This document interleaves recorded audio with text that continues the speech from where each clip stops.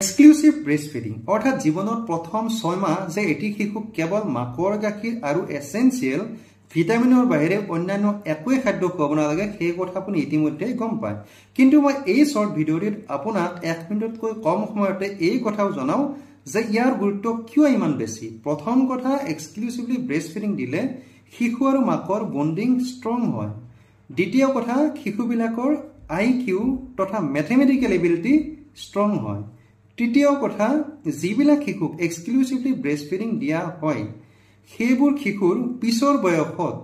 allergy বা অন্যান্য chronic বেমাৰ যেনেকুৱা ডায়াবেটিস হাইপাৰটেনশন অবেচিটিৰ চান্সটো বহু পৰিমাণে কমি যায়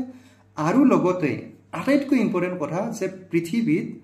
মাকৰ গাখীৰৰ নিচিনা অল্টাৰনেটিভ যেহেতু একোৱেই নাই গতিকে অন্যান্য ফৰ্মুলা মিল্কত সাইড এফেক্ট নাইবা ইনটলাৰেন্স নাইবা ইনফেকশনৰ চান্স সদায় বেছি